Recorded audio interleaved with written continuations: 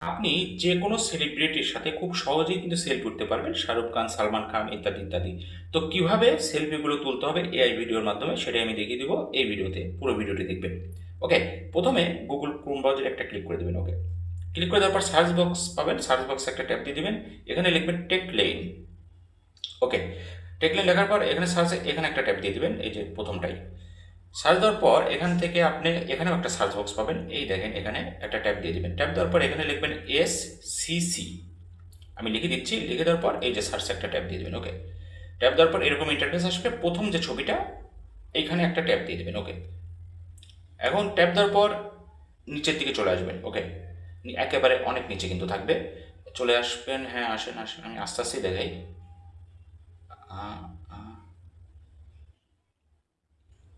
ওকে, চলে আসছে এখানে প্রমোট 1, প্রমোট 2, প্রমোট 3, প্রমোট 4 ইত্যাদি আছে। তো আমি সালমান খানের সাথে যেহেতু সেলফিটা আমি নিব, তো এই যে সালমান খান এই লেখাটি সুন্দর করে কপি করে নেবেন। ওকে, তো আমি কপি করে নিচ্ছি।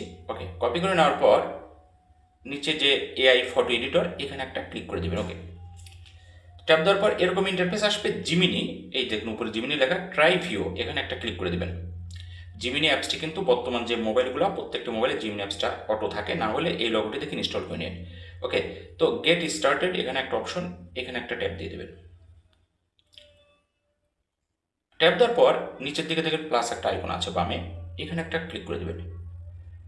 ওকে, ক্লিক করে দেওয়ার পর গ্যালারিতে একটা ট্যাপ দিয়ে দেবেন। গ্যালারি আসলে আপনার মোবাইলের যে গ্যালারি সেই গ্যালারিটা শো করবে। আপনি এখান থেকে আপনার পছন্দ মতো সুন্দর একটা ছবি নেবেন, যে ছবিটা ফুল ছবি, পা থেকে মাথা পর্যন্ত এরকম একটা ছবি নেবেন। ওকে, তো আমি এই ছবিটাই নিচ্ছি, একটা ছবি সিলেক্ট করলাম, সিলেক্ট করার পর ডান, ডান একটা ক্লিক করে দেবেন। ওকে, ডানে ক্লিক করে দেওয়ার পর এখন দেখেন ছবিটা কিন্তু অলরেডি নিয়ে নিয়েছে। এখন ছবির নিচে আস্ক জিমিনি এখানে চাপ দিয়ে ধরবেন, ধরে পেস্ট করে দেবেন, যে লেখাটি কপি করেছিলাম ওইটা পেস্ট হয়ে গেল। এখন তীর চিহ্ন ডানে এখানে একটা ট্যাপ দিয়ে দেবেন।